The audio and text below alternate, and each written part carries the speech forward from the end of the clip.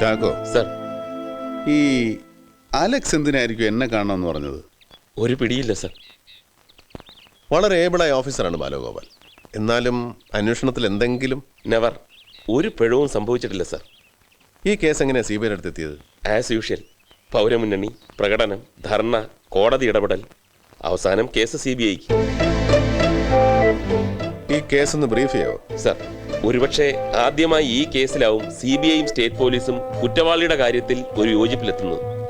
പ്രതിയെ അറസ്റ്റ് ചെയ്ത് അന്വേഷണം കുറെ പുരോഗമിച്ചതിന് ശേഷമാണ് കോടതി ഉത്തരവനുസരിച്ച് ക്രൈംബ്രാഞ്ച് ഈ കേസ് CBI ഏൽപ്പിക്കുന്നത്.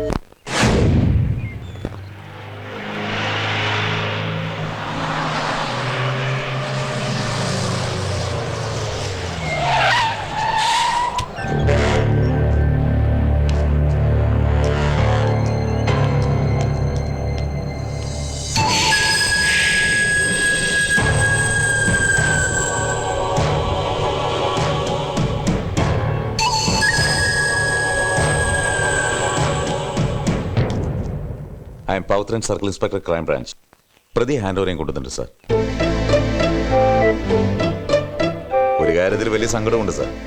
വളരെ ഓണസ്റ്റ് ആയിട്ട് ക്രൈം ബ്രാഞ്ച് കേസ് അന്വേഷിച്ചതും പ്രതി അറസ്റ്റ് ചെയ്തൊക്കെ ഇൻവെസ്റ്റിഗേഷൻ ആയിട്ട് പൂർത്തിയാകാറുമായി. പക്ഷെ ഇവിടെ ഇപ്പോ അധ്വാനം ഞങ്ങൾക്കും ക്രെഡിറ്റ് CBIക്കും. I know it mister Pavithran. CBI ഇതുവരെ ഈ കേസ് അന്വേഷിക്കണമെന്ന് ആവശ്യപ്പെട്ടിട്ടില്ല, ആഗ്രഹിച്ചിട്ടുമില്ല. പക്ഷെ എന്ത് ചെയ്യാം, കോടതി ഓർഡർ.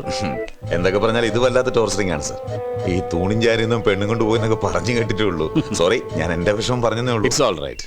ഈ കേസുമായി ബന്ധപ്പെട്ട എല്ലാ റെക്കോർഡ്സും ഈ ഫയലിലുണ്ട് സാർ. ചാക്കോ സർ, ഇറങ്ങി വാടോ.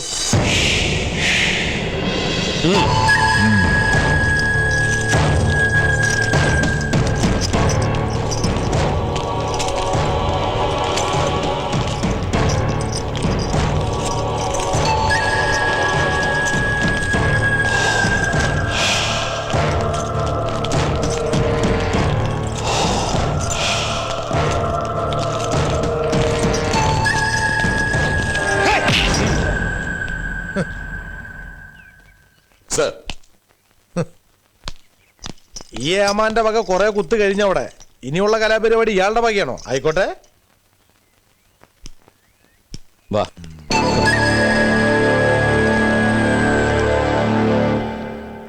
ഈ പോലീസ് പറയുന്ന പോലെ അലക്സ് 7 പേരെ ക്രൂരമായി കൂട്ടക്കൊല ചെയ്തു എന്നൊന്നും ഞങ്ങൾ ബ്ലാങ്കായിട്ട് വിശ്വസിക്കുന്നില്ല.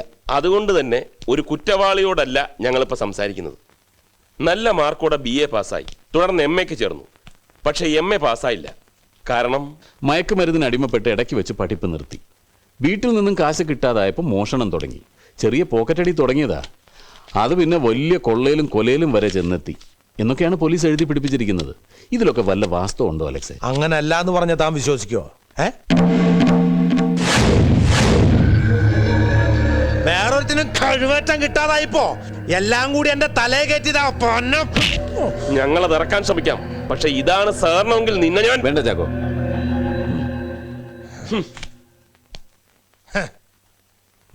സർ,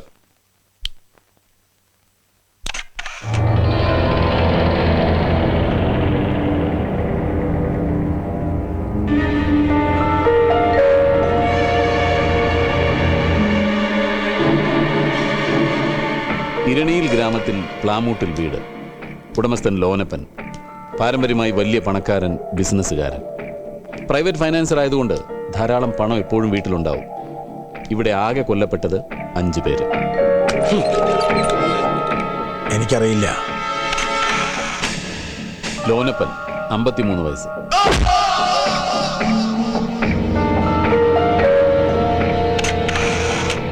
അറിയില്ല.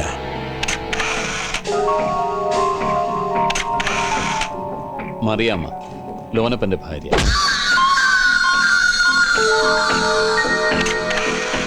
എനിക്കറിയില്ല. മോങ്കുട്ടൻ, വയസ്സ് 26, ലോനപ്പന്റെ മകൻ.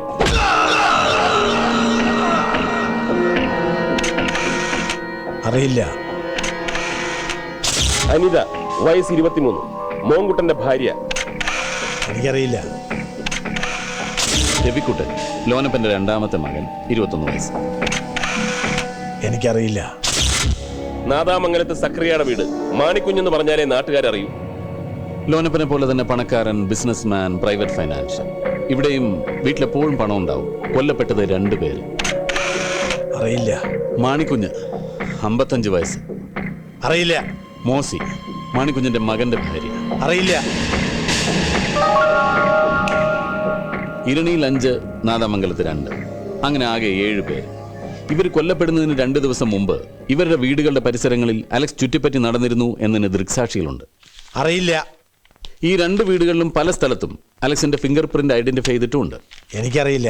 അപ്പൊ ഈ 2 വീടുകളും വീട്ടുകാരെയും അലക്സിന് ഒരു പരിചയമില്ല. എനിക്കൊന്നും അറിയില്ല എന്ന് പറഞ്ഞില്ലേ? നീ BA വരെ പഠിച്ചെന്ന് പറഞ്ഞിട്ടും ആയും ലായും അല്ലാതെ വേറെ ആൽഫബറ്റ്സ് എന്ന് പറഞ്ഞൂടെ? നോ. ഒന്ന് സഹകരിക്കടാ മോനെ. സർ, 2 വീടും കാണാം സർ. 2 പാൽ താമസമില്ല. ആ പിന്നെ പ്രതിയെ കൊണ്ടിരുന്നുണ്ടോ? ഉണ്ടെങ്കിൽ കുറച്ച് പോലീസിനോട് കരുതണം. അല്ല, ആള് കൂടുവേ ഇല്ലേ? Then no problem.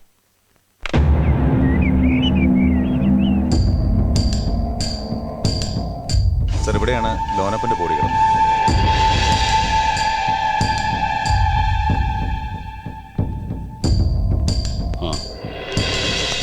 സർ,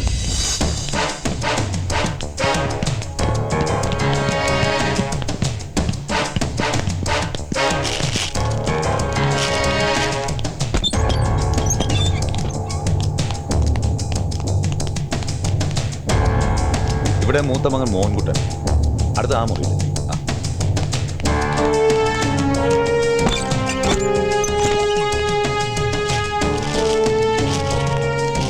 ഇതിൽ ഓനപ്പന്റെ ഭാര്യ മറിയാം. സർ, അടുത്ത അവിടെ.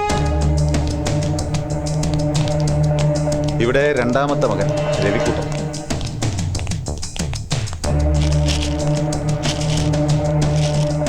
Sir, 5th one.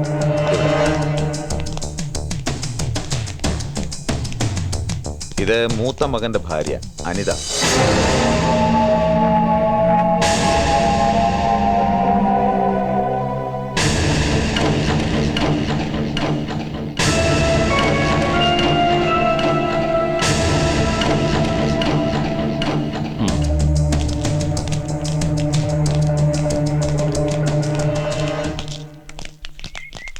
സാറേ വളരെ ബുദ്ധിമുട്ടിയാണ് ഞങ്ങൾ ഈ കേസ് CBI കൊണ്ട് അന്വേഷിപ്പിക്കാൻ വേണ്ടി കോടതിയിൽ നിന്ന് ഓർഡർ വാങ്ങിയത്. ഞങ്ങളെ നിരാശപ്പെടുത്തരുത്. ഇവരാണോ ഈ പൗരമുന്നണിക്കാർ? അതെ, പക്ഷെ നേതാക്കന്മാർ നാദാമംഗലത്താ. അവിടെ മുന്നണി രൂപം കൊണ്ടത്. CBIക്ക് പഴയ പവർ ഉണ്ടോ സാറേ? എന്താ സംശയം? അല്ല, വേറൊന്നും കൊണ്ടല്ല, നല്ലൊരു പ്രശ്നം വന്നാൽ CBIയും വളയില്ലേന്ന് ഞാൻ ഒരു സംശയം. എന്നാരോടോ പറഞ്ഞത്? ആരാ പറഞ്ഞത്?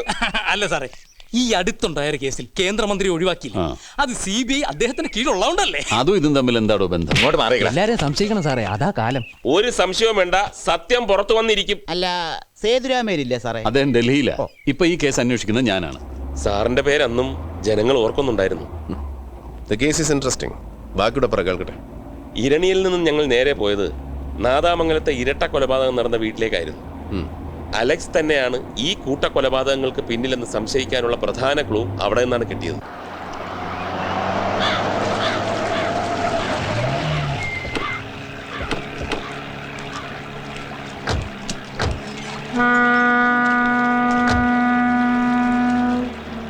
ഇതിന് എപ്പോ തിരിച്ചു വരും? ഉടനെ വരും സർ.